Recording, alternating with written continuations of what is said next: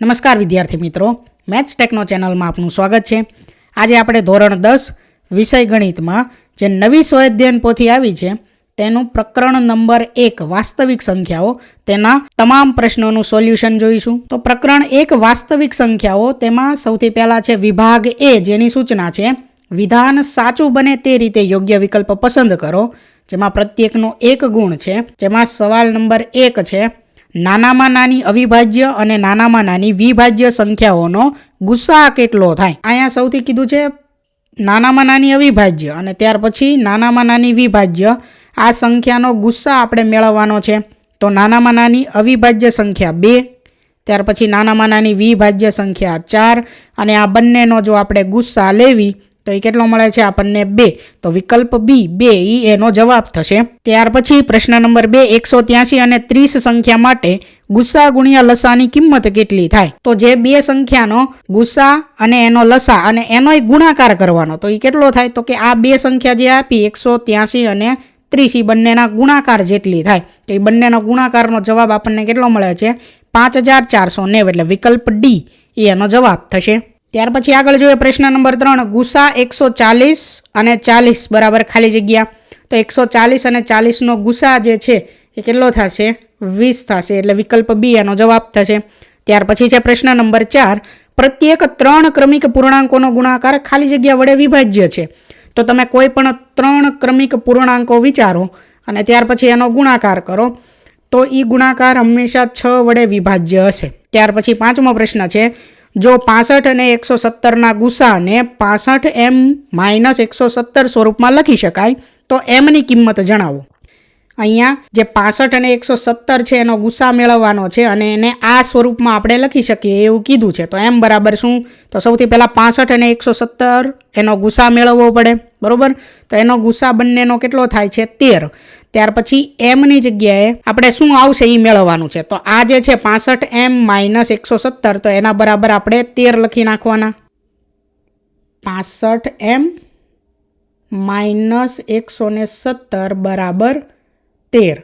આ 117 જે માઇનસ છે જમણી સાઈડ જાય તો કેવા થઈ જશે તો કે પ્લસ થઈ જશે। તો 117 + 13 કેટલા થઈ જાય 130 થઈ જશે, બરાબર। હવે શું છે 65m બરાબર 130 આવું છે। તો આ 65 જે છે એ અહીંયા જમણી બાજુ જાય તો છેદમાં આવે 130ના છેદમાં 65। તો આપણે ખબર છે કે 65 ગુણ્યા 2 કરો એટલે કેટલા થઈ જાય 130 થઈ જાય। તો છેદ ઉડાડવી અહીંયા તો કેટલા મળે 2। તો m બરાબર શું મળે આપણને, તો m બરાબર મળે છે 2।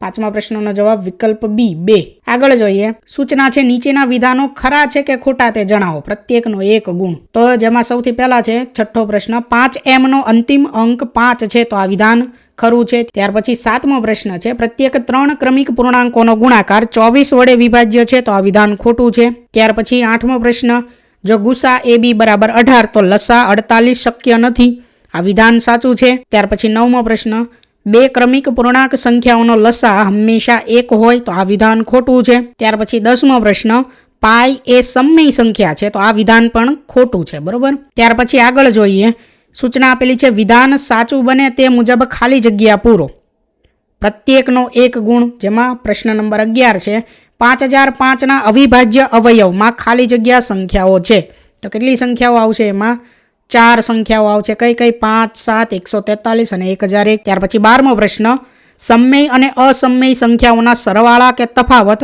ખાલી જગ્યા હોય તો એના સરવાળા કે તફાવત જે કરો એ અસમય સંખ્યાઓ જ મળે, બરોબર। આગળ જોઈએ ત્યાર પછી 13મો પ્રશ્ન છે વર્ગમૂળની અંદર 5નો વર્ગ વત્તા 1નો વર્ગ એ ખાલી જગ્યા સંખ્યા છે, તો એ કેવી સંખ્યા થશે અસમય સંખ્યા થશે। ત્યાર પછી 14મો પ્રશ્ન જો p, q અને r ભિન્ન અવિભાજ્ય પૂર્ણાંક હોય તો તેમનો લસા, તો એમનો લસા એમના ગુણાકાર જેટલો થાય, એટલે કે pqr છે, બરોબર। અહીંયા લખેલું છે એમના ગુણાકાર જેટલું સમજાવવા માટે। ત્યાર પછી 15મો પ્રશ્ન છે 0.0222 એ ખાલી જગ્યા સંખ્યા છે, તો એ કેવી સંખ્યા થાય સમય સંખ્યા। આપણે એને અંશ અને છેદ સ્વરૂપમાં એટલે કે p ના છેદમાં q સ્વરૂપમાં લખી શકીએ, બરોબર। કઈ રીતે લખશું તો કે આ જે સંખ્યાઓ છે એને આપણે લખવી, આગળ તો 0 છે એટલે 222 એના છેદમાં પહેલાં તો 1 ફરજિયાત મૂકી દઈએ, બરાબર। હવે શું કરશું તો કે પોઈન્ટની જમણી બાજુ કેટલી સંખ્યાઓ છે ગણો, તો આ 0 પછી 2 એ 2 જે છે એ 3 વાર આપેલા, એટલે ટોટલ 4 સંખ્યાઓ છે તો એટલા 0 મૂકવાના, બરાબર. તો એને આ રીતે દર્શાવી શકાય અંશ અને છેદ સ્વરૂપમાં. અહીંયા આપણો વિભાગ એ પૂર્ણ થયો, બરાબર, પ્રકરણ 1નો. ત્યાર પછી આગળ જોઈએ, વિભાગ બી આપેલો છે. તો વિભાગ બીની અંદર સૂચના આપેલી છે, પહેલાં નીચેના પ્રશ્નોની ગણતરી કરી જવાબ આપો, પ્રત્યેકના 2 ગુણ. જેમાં 16મો પ્રશ્ન છે, સાબિત કરો કે 2 વત્તા વર્ગમૂળમાં 5 એ અસમય સંખ્યા છે. અસમય સાબિત કરવાનું કીધું છે, એટલે આપણે ધારી લીધું કે સમય સંખ્યા છે.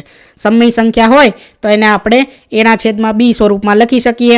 હવે 2 જે છે એને જમણી બાજુ મોકલવી એટલે શું આવશે? વર્ગમૂળમાં 5 બરાબર એના છેદમાં બી -2. હવે એના છેદમાં બી મતલબ કે અંશ અને છેદ એવી સંખ્યા આપી. હવે અંશ અને છેદવાળી સંખ્યા તો કેવી થાય? સમય સંખ્યા થાય. અને એમાંથી 2 બાદ કરો તો એ પણ સમય જ થાય, એટલે કે એના છેદમાં બી -2 એ કેવી થાય? સમય સંખ્યા થાય. હવે એના છેદમાં બી -2 સમય હોય તો એના બરાબર તો અહીંયા શું આપેલું જુઓ, અહીંયા વર્ગમૂળમાં 5. તો વર્ગમૂળમાં 5 પણ સમય સંખ્યા થવી જોઈએ, પણ હકીકતમાં એવું નથી. શું છે? વર્ગમૂળમાં 5 એ અસમય સંખ્યા છે, એટલે આપણે જે ધારેલું છે એ ખોટું છે અહીંયા, એમ, બરાબર. એટલા માટે અહીંયા લખેલું છે કે આમ વિરોધાભાસ ઊભો થાય છે, માટે આપણી ધારણા ખોટી છે. હવે જે આપણે ધારેલું છે એ છે 2 વત્તા વર્ગમૂળમાં 5 એ સમય સંખ્યા છે. હવે જો આ ખોટું હોય તો એનો મતલબ સાચું શું હશે? તો કે 2 વર્ગમૂળમાં 5 એ અસમય સંખ્યા છે, એ સાચું હશે, બરાબર. ચાલો ત્યાર પછી આગળ છે પ્રશ્ન નંબર 17, જેની રકમ છે 2431 ને અવિભાજ્ય અવયવોના ગુણાકાર સ્વરૂપે દર્શાવો. તો હવે અહીંયા શું કરવાનું છે? 2431ના આપણે અવિભાજ્ય અવયવો લખવાના છે, બરાબર. તો એના અવિભાજ્ય અવયવો કયા થયા? 11, 17 અને 13, બરાબર. ક્રમમાં એ લખેલા છે 11, 13 અને 17. ત્યાર પછી 18મો પ્રશ્ન છે, 70 અને 105નો અવિભાજ્ય અવયવીકરણ પદ્ધતિથી ગુસ્સા શોધો. આપણે 70 અને 105નો અહીંયા શું કરવાનો છે? ગુસ્સા મેળવવાનો છે. અને કઈ પદ્ધતિથી? અવિભાજ્ય અવયવીકરણની પદ્ધતિથી. તો 70ના અવિભાજ્ય અવયવો એને આપણે ગુણાકાર સ્વરૂપે લખ્યા 2 × 5 × 7.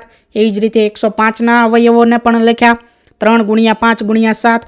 હવે ગુસ્સા મેળવવાનો કીધો છે એટલે બંનેમાં કોમન આવતા હોય એવી સંખ્યાઓ લેવાની અને એનો ગુણાકાર કરવાનો, જો એક કરતાં વધારે હોય તો. તો અહીંયા બંનેમાં આવે છે એવું કોણ છે? 5 અને 7, એટલે બંનેનો ગુણાકાર કર્યો 5 × 7.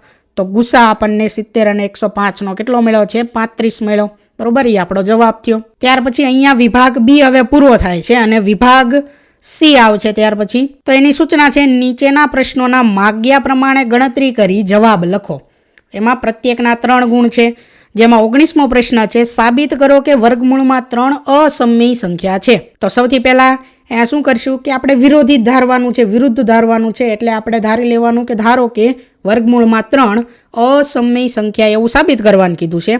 તો આપણે ધારશું કે ધારો કે વર્ગમૂળમાં 3 સમય સંખ્યા છે. તો આથી પરસ્પર અવિભાજ્ય પૂર્ણાંકો a અને b એવા મળે કે જેથી વર્ગમૂળમાં 3 બરાબર એના છેદમાં b થાય. એટલે કે જો સમય સંખ્યા હોય વર્ગમૂળમાં 3 તો આપણે એને અંશ અને છેદ સ્વરૂપમાં લખી શકીએ. તો વર્ગમૂળમાં 3 બરાબર એના છેદમાં b એવું સ્વરૂપ આપણે લખ્યું. હવે આગળ શું કર્યું? બંને બાજુ વર્ગ કર્યા, એટલે અહીંયા વર્ગમૂળમાં 3 અને એનો વર્ગ તો શું થઈ જશે? 3, અને એના બરાબર જમણી બાજુ આવશે એનો વર્ગ છેદમાં બીનો વર્ગ, બરાબર. દરેકનો વર્ગ કરેલો છે અહીંયા. હવે જે આ બી વર્ગ છે એને આપણે બીજી બાજુ મોકલીએ તો શું થઈ જાય?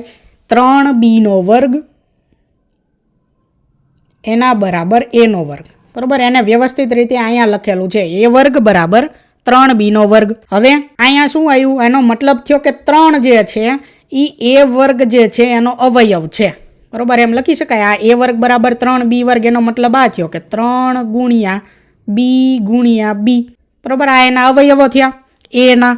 તો એના અવિભાજ્ય અવયવો 3 × b × b થયા, એટલે કે 3 જે છે એ એનો અવયવ થયો, બરાબર. કેવો અવિભાજ્ય અવયવ થયો? 3નો એનો, સોરી. હવે અહીંયા આપણે એમ કીધું પરંતુ 3 જે છે એ અવિભાજ્ય હોવાથી 3 એનો પણ અવયવ થાય. અહીંયા મેં જે કીધું એ જ લખેલું છે, બરાબર. 3 જે એ વર્ગનો અવયવ છે તો 3 જે છે એ એનો પણ અવયવ થાય. હવે જો 3 છે એ એનો અવયવ થાય તો આપણે એ બરાબર 3ac આવું ધારી લેવી કે જો અવયવ હોય 3 એનો તો એ બરાબર 3c એવું આપણે ધાર્યું, જ્યાં સી જે છે એ કોઈ પૂર્ણાંક છે.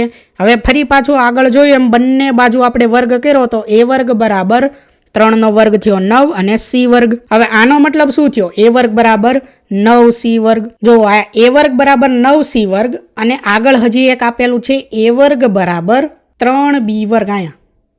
બરોબર, આને આપણે એવું લાગે તો સમીકરણ નંબર 1 કેવી. નીચે જે આપેલું છે a વર્ગ બરાબર 9c વર્ગ આને આપણે સમીકરણ નંબર 2 કહી દેવી અને 1 અને 2 ને સરખાવવી તો 9c વર્ગ બરાબર 3b વર્ગ આવું થાય. હવે અહીંયા 3 તેરી 9 એટલે b વર્ગ બરાબર 3c વર્ગ આવું બનશે. મેં શું કર્યું છે? બરાબરની જમણી અને ડાબી બાજુ 9 અને 3 હતા. બરોબર, છેદ અહીંયા ઉડતા હતા તો ઉડાડી દીધા.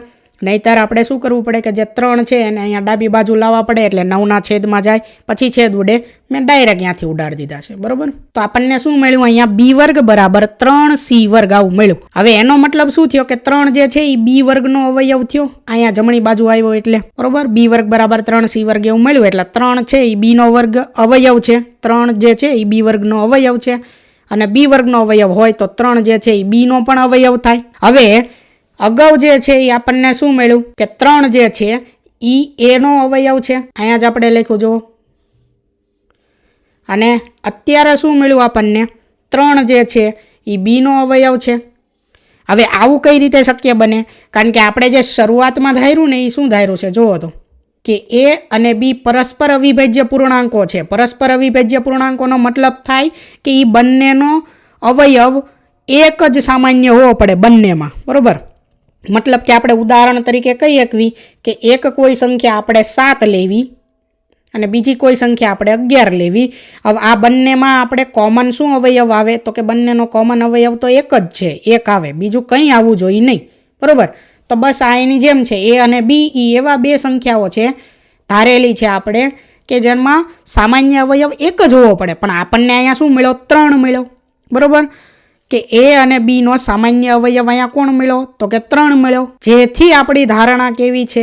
વિરુદ્ધ છે, એટલે કે આપણી ધારણા ખોટી છે. તો આપણે જે ધારેલું છે એ શું ધાર્યું છે કે વર્ગમૂળમાં 3 એ સમય સંખ્યા છે અને a અને b એવા મળે છે કે જે પરસ્પર અવિભાજ્ય પૂર્ણાંકો છે. આ આખી ધારણા ખોટી છે. એનો મતલબ વર્ગમૂળમાં 3 જે છે એ જો સમય ન હોય તો કેવી થશે? અસમય સંખ્યા થશે. 20મો પ્રશ્ન છે 54 અને 261 નો ગુસા અવિભાજ્ય અવયવની રીતે મેળવો અને તે પરથી લસા શોધો. અહીંયા 54 અને 261 આ બે સંખ્યાનો ગુસા મેળવવાનો છે અવિભાજ્ય અવયવની રીતે અને પછી લસા મેળવવાનો છે. તો 54ના અવિભાજ્ય અવયવો મેળવા જે આ રીતે મળે 2 ગુણ્યા 3નો ઘન. 261ના અવિભાજ્ય અવયવો 3નો વર્ગ ગુણ્યા 29. બંનેમાં આવતી હોય એવી કોમન સંખ્યા. બરોબર, જો એક કરતાં વધારે હોય તેનો ગુણાકાર કરી નાખવાનો ને એ જે જવાબ આવે એ ગુસા થાય. તો બંનેમાં 3 3 આવે છે.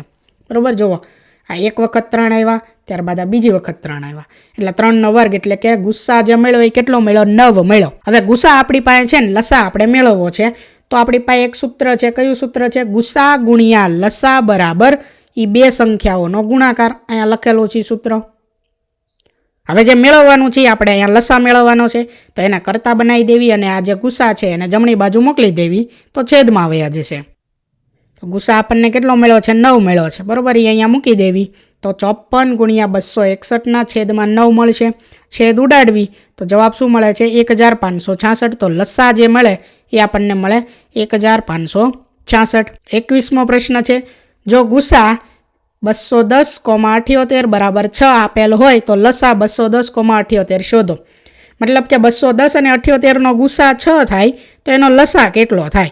તો આપણે અહીંયા શું કરશું? જે ઉપર સૂત્ર હતું ને, જો આ સૂત્ર અહીંયા જે લખ્યું હોય ગુસા ગુણ્યા લસા બરાબર બે સંખ્યાનો ગુણાકાર. બસ એનો જ ઉપયોગ અહીંયા આપણે 21મા પ્રશ્નમાં જવાબમાં કરવાનો છે કે બે સંખ્યા 210 અને 78નો ગુણાકાર એમના ગુસા અને લસાના ગુણાકાર જેટલો થાય. લસા મેળવવાને કીધો છે તો બે સંખ્યાનો ગુણાકાર એના છેદમાં ગુસા આવશે. બે સંખ્યા એટલે 210 અને 78 તો 210 ગુણ્યા 78 એના છેદમાં શું આવશે? 6. છેદ ઉડાડવી તો શું મળે છે આપણને? 2730. બરાબર, અહીંયા ઉડે છે 13 6 78 થાય તો અંશમાં આવે 13 તો 210 ગુણ્યા 13 એટલે 2730. તો લસા જે મળે છે 210 અને 78નો કેટલો મળે છે? 2730. અહીંયા આપણો વિભાગ C પૂર્ણ થયો. બરાબર, અને આગળ હવે આવે છે વિભાગ D. તો વિભાગ D જે છે એની સૂચના છે નીચેના પ્રશ્નોના માગ્યા પ્રમાણે ગણતરી કરી જવાબ લખો. જેમાં પ્રત્યેકના 4 ગુણ આપેલા છે. તો વિભાગ ડીમાં પ્રશ્ન નંબર 22 છે. જો 657 અને 963ના ગુસાને 657x વત્તા 963 કૌંસમાં -15 એટલે કે ગુણ્યા -15 વડે દર્શાવી શકાય તો એક્સની કિંમત શોધો. હવે આપણે સૌથી પહેલાં શું કરવાનું છે? 657 અને 963નો ગુસા મેળવવો જોશે. તો આપણે અવિભાજ્ય અવયવો પાડ્યા એટલે એના આધારે આપણને જે ગુસા મળે છે એ શું મળે છે? 963 અને 657નો 9 ગુસા આપણને મળ્યો. તો હવે જે રકમમાં આપેલું છે 657x વત્તા 963 ગુણ્યા -15 એના બરાબર મૂકી દેવાના 9 અહીંયા લખેલું છે એ રીતે. ત્યાર પછી તો કે આપણે 657x ત્યારબાદ 963 અને -15નો ગુણાકાર કરવી જે મળે છે -14445. તો ત્યાર પછીનું સ્ટેપ છે 657x -14445 એના બરાબર 9. હવે -14445ને જમણી બાજુ મોકલવી તો પ્લસ થઈ જાય. તો ત્યાર પછીનું સ્ટેપ આવે 657x બરાબર 9 વત્તા 14445. સરવાળો કરવી 14445 અને 9નો તો એ મળે 14454. તો 657x બરાબર 14454. તો x બરાબર 14454ના છેદમાં 657 ભાગાકાર કરવી તો x બરાબર શું મળે છે? 22 મળે છે. તો તેથી xની કિંમત શું થશે? 22 થશે. બરોબર. 23મો પ્રશ્ન છે. સમજાવો કે 7 ગુણ્યા 11 ગુણ્યા 13 વત્તા 13 અને 7 ગુણ્યા 6 ગુણ્યા 5 ગુણ્યા 4 ગુણ્યા 3 ગુણ્યા 2 ગુણ્યા 1 વત્તા 5 એ શા માટે વિભાજ્ય સંખ્યાઓ છે? આવું આપણે સમજાવવાનું છે કે આ બે સંખ્યાઓ આપી એ શા માટે વિભાજ્ય સંખ્યાઓ છે. તો સૌથી પહેલાં આ પહેલાંની વાત કરીએ. 7 ગુણ્યા 11 ગુણ્યા 13 વત્તા 13. તો જુઓ આટલું જે આપેલું છે અહીંથી આટલું આ કોઈ એક સંખ્યા છે જેને અવિભાજ્ય અવયવોના ગુણાકાર સ્વરૂપે લખેલી છે. ત્યાર પછી આ બીજી સંખ્યા છે. બંનેમાંથી 13 સામાન્ય કાઢવી તો કૌંસમાં વધે 7 ગુણ્યા 11 વત્તા 1 જે થાય 78. 13 ગુણ્યા 78 78ના અહીંયા અવિભાજ્ય અવયવો લખેલા છે. તો આપણે આગળ એ લખી શકીએ કે આને કઈ રીતે લખાય છે? 2 ગુણ્યા 13 ગુણ્યા 13નો વર્ગ. તો આમ 7 ગુણ્યા 11 ગુણ્યા 13 વત્તા 13ને ભિન્ન અવિભાજ્ય સંખ્યાઓના ગુણાકાર તરીકે દર્શાવી શકાય છે. તેથી જે સંખ્યા આપેલી છે આપણને રકમ 7 ગુણ્યા 11 ગુણ્યા 13 વત્તા 13 એ કેવી વિભાજ્ય સંખ્યા છે. હવે આવી જ રીતે આપણે જે બીજી સંખ્યા છે એને પણ દર્શાવવાની છે કે એ વિભાજ્ય સંખ્યા છે. તો એમાંથી સામાન્ય નીકળે છે 5. બાકી જે વધે એ અહીંયા કૌંસમાં લખેલું છે. અહીંથી 5 વયા જાય તો શું વધે છે? 1. બરોબર. અને અહીંથી 5 વયા જાય તો અહીંયા પણ વધે 1. તો 5 કૌંસની અંદર શું આવશે? ગુણાકાર બધાનો કરશો તો 1008 અને એને વત્તા 1 તો એ થઈ જશે 5 ગુણ્યા 1009. તો 1009 જે છે ને એ પણ પોતે અવિભાજ્ય સંખ્યા છે અને 5 પણ અવિભાજ્ય સંખ્યા છે. તો આમ આ જે સંખ્યા આપેલી છે આ સંખ્યા જે છે એને આપણે ભિન્ન અવિભાજ્ય સંખ્યાઓના ગુણાકાર તરીકે દર્શાવી શકાય છે. અને એવું દર્શાવી શકાય તો તેથી આ જે સંખ્યા છે એ કેવી છે? વિભાજ્ય સંખ્યા છે. બરોબર. આવું સાબિત થાય.